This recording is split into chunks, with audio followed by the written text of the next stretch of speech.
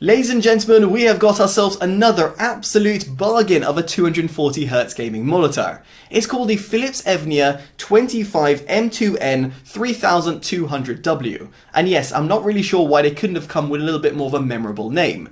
Nonetheless, for roughly £180, at least at the time of filming and in the UK, you're getting a flat 24.5 inch VA panel that runs Full HD at up to 240Hz. Now for those who are aware, I actually recently reviewed another monitor with similar specifications. It's called the Asus 25G3ZM. So in this review we'll be comparing and contrasting between the two and to see if the Philips is just as good as its sibling. So jumping straight in, I would like to talk about its input lag, and here the Philips monitor was objectively tested at just 1.1 milliseconds, making it extremely responsive and fast. Now it's worth noting that if you do look at my AOC review, it does have slightly different numbers, and that's because I was using a slightly different testing methodology. So therefore don't compare and contrast between the two, but I will say subjectively is that both monitors are pretty much on par when it comes to input lag. Indeed, the Philips monitor does respond very well to clicks on my mouse, and when I was playing a hardcore competitive game such as Counter-Strike Global Offensive, I didn't feel like the monitor was hampering me in the slightest. Now aside from its impressive input lag, what about when it comes to response time? Well here, depending on which overdrive mode you select, in other words the higher you go, the faster the response time of the monitor. On the flip side, you'll get some RGB overshoots. Now in order for me to demonstrate this objectively, I've got the OSRTD tool. Now here you can see with the overdrive set to off, I have the average initial time tested at 5.31 milliseconds. You'll see this number at the bottom left hand side of your screen. Now as we shift over to the fast mode preset, you can see that the average initial time drops down to 3.76 milliseconds, which is ridiculously impressive for a monitor of its price and indeed class. Better still, if we go to the faster mode preset, we have got a time of just 2.99 milliseconds, which is absolutely mind-blowing.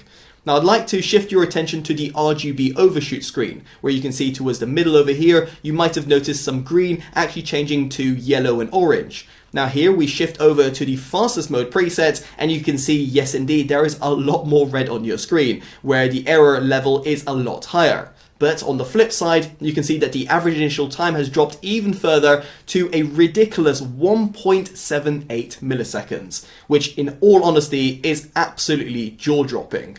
Now for me to demonstrate what the RGB overshoot actually means and how it's actually portrayed, you can see here the UFO ghosting test. You have got the off, fast and faster mode presets, which do suffer from a little bit of VA smearing, but it's kept down to a minimum. But then as we go on to the fastest mode, you can see that there is a lot more inverse ghosting present. Therefore meaning if you're playing a lot more visually intensive games, the fastest mode preset will actually show up this inverse ghosting. As such, you might actually want to dial it down to the faster mode preset. Now with that said, in my case, I actually used the fastest mode preset, therefore incurring a little bit of inverse ghosting while playing a game that looks a bit like a potato called Counter-Strike Global Offensive. In this respect, I didn't feel that the inverse ghosting threw off my shots, be it in terms of doing some quick op flicks or indeed panning from left and right. Yes, I could notice a little bit of inverse ghosting being present in certain scenes, but in my opinion, it was worth the trade-off, in other words, to get the fastest response time of this monitor. Now you might have also noticed via the UFO ghosting test, there are two more UFOs. And indeed over here, there is the MBR setting. Now this stands for motion blur reduction. You've got 20 level different increments, and on its maximum level, you can see here the UFO becomes a lot clearer. Better still, you can still adjust the overdrive mode while using MBR, which is absolutely fantastic to see, and it's somewhat of a rarity. In this respect, I actually preferred using the fastest mode preset, but just for the sake of the test, I provided both the test for the fastest and the faster mode presets. Now while MBR certainly has its benefits, where it does really clear up the overall image, it is worth pointing out that it will limit the overall peak brightness. Similarly, over here, you're not able to use adaptive sync technologies simultaneously with MBR. Now this is actually a non-issue for myself, because if I was a hardcore competitive gamer and I wanted to use MBR, I wouldn't want to cap my frames, in other words while using adaptive sync technologies. I actually go on to a lot more detail about this on a separate video, so make sure you check that up on your pop banner or down in the description below. Now, speaking about adaptive sync technologies, this does actually perfectly bring me on to AMD FreeSync and Nvidia G-Sync. Now here, the monitor does not have a native G-Sync module, which is no surprise, and therefore has got a VR range from 48 up to 240 Hz. Now here I have got a RTX 3080, and when connected over DisplayPort to the monitor, I was able to run the Nvidia Pendulum demo. However, I did note that when I was zooming in and out of the pendulum, I did notice a little bit of flickering that was occurring. Now for me to see if it was something that was actually quite noticeable and would throw me off gaming with adaptive sync technologies, at least with my setup, I played some Destiny 2. In this respect, I didn't incur any sort of problems and therefore had no sort of black screen issues to report. Of course, your mileage may vary depending on your own configuration, but all I'd like to say over here is that there was a little bit of flickering that was occurring in certain scenes. However, while playing a game like Destiny 2, it really didn't throw me off in the slightest. Now, aside from this, I would like to point out that this monitor has got an HDR10 compliance. In this respect, it means that if you do have an HDR signal, you should be able to feed it through to the monitor. However, in my case, while using Windows 10, I did not see the HDR toggle on my display settings. Just some food for thought, but nonetheless, HDR is not something I would really be shouting about, specifically given that this monitor has not got any sort of display VESA certifications. Now, the monitor's gaming performance is seriously impressive, so what about when it comes to the overall image quality? Well, here I'd like to point out that it has got a full HD flat VA panel that runs up to 240 Hz. Now, I would like to also highlight that there is a dedicated sRGB mode that you can select through the monitor's OSD.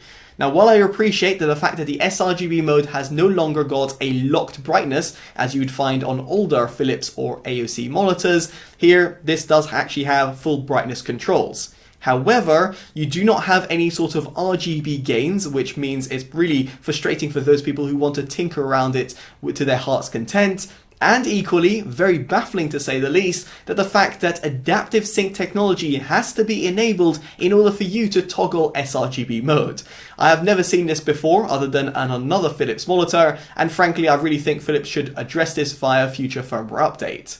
Speaking of which, the sRGB mode doesn't actually give you a proper gamut clamp. See, unlike its sibling from AOC, where the sRGB mode limited the peak brightness and also gave you the ability to have pinpoint color accuracy in the sRGB color space, this wasn't the case on this Philips monitor. Case in point was when I put it through my calibrators, I noticed a gamut coverage of 99.9% in the sRGB space and 134.5% in the gamut volume. Indeed, over here it extends past the sRGB color space, as you'll be able to see below, and also when it comes to the average delta E, it sits at 2.58 and a maximum of 6.21.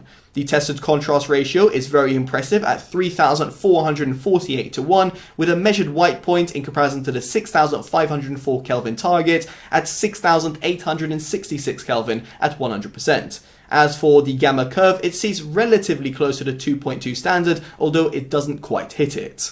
Now, what I'm trying to say over here is that the monitor does look good to most people's eyes and certainly will appeal to gamers. However, if you're a professional image editor or video grader, you will be disappointed that at least at the time of filming, the sRGB mode doesn't give you a proper gamma clamp and indeed doesn't give you the pinpoint color accuracy of the AOC alternative. Now, you might have had a glimpse of the overall peak brightness, and indeed over here it sits at a peak of 330 nits. It gets all the way down to 51 nits, showing great range. As for the MBR20 brightness, it sits at 94 nits, therefore meaning it is quite dim if you're going to be using MBR at least at its maximum level. Now, aside from this, when it comes to the overall brightness uniformity, it actually does well across the board, at least on my tested panel, which I appreciate is somewhat panel lottery. Equally, when it comes to the overall backlight bleed, given it is a VA panel, it does shine in comparison to IPS panels. Not literally, of course, because here you can see that the panel does well across the board. Of course, you have got a little bit of clouding that can occur, but frankly here, if you're going to be playing a lot of dark games or watching a lot of dark movies, a VA panel is certainly a way to go, at least over in comparison to an IPS alternative. Now, aside from all these tests, I would like to talk about the monitor's build quality, and here it certainly does look the part. It's got a 3-side borderless design with a relatively thin bottom bezel. The monitor stand itself is also made in part with recycled materials. Kudos for Philips for actually thinking about the environment. Now here, the stand does provide height, tilt, pivot and swivel adjustments. In fact, it can be rotated at a full 360 degrees, which is quite a rarity specifically for a monitor at its price point. Of course, if you do want to replace the stand, you can replace it with a VSync compatible one, and therefore meaning you can put it on a multi-monitor setup or a monitor arm. Now, if you were to stick with the built-in stand, you will notice there's a small little lip at the top of it, and this can be used for a headphone placement. Now, speaking of which, over here you have got a 3.5mm jack output, and this allows you to output audio directly from the monitor. And no, in case you're wondering, there are no built-in speakers, but that doesn't really bother me in the slightest, because usually they're actually pretty tinny and not something worth shouting about. Now, if you do want to adjust the volume of the headphones while you're plugged in directly to the monitor, you want to access the monitor's OSD. And here there's a small little joystick button found at the bottom right-hand side of the monitor. Now here, the monitor's OSD is actually very comprehensive. Just bear in mind the settings and the slight oddities that I did mention throughout this review, for example the sRGB mode or the MBR and adaptive sync modes. Nonetheless, over here you have got a full suite of customization. It is worth highlighting, however, that the monitor's OSD is not that intuitive to use, at least not at first glance. After you get your head around it, of course, it will become second nature. Now, you might have been able to know that through the monitor's OSD there are a few different inputs, and indeed over here you've got DisplayPort 1.4 and 2 HDMI 2.0 ports. It's great to see that all of them actually do support Full HD at 240Hz, therefore not limiting you in terms of your overall setup. Of course, you might want to side towards using DisplayPort purely because if you've got an NVIDIA graphics card like myself, then you'll be able to benefit from NVIDIA G-Sync. Equally over here, from the NVIDIA control panel, I was able to note that there is a 10-bit color depth that was able to be selected on DisplayPort only. So with all that in mind, it brings me on to my verdict, and quite frankly, the Philips monitor has not got a memorable name, but it's got an absolutely jaw-dropping gaming experience. The overall response time, the input lag, and of course the refresh rate all combine to do a phenomenal job. Better still, you're getting a monitor that comes in at just £180, which is absolutely mind-boggling. Now, as a result of all of this, I can see myself actively recommending it, and as such it gets my Best Buy award.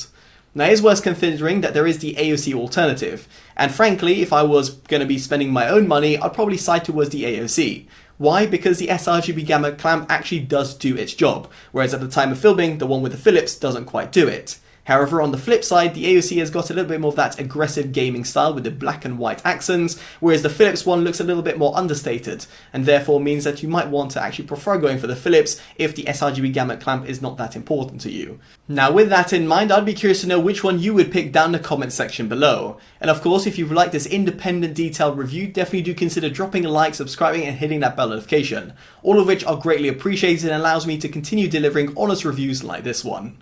As such, I've been Totally Dubbed, and I hope to see you in the next one. Take care of yourselves, and goodbye.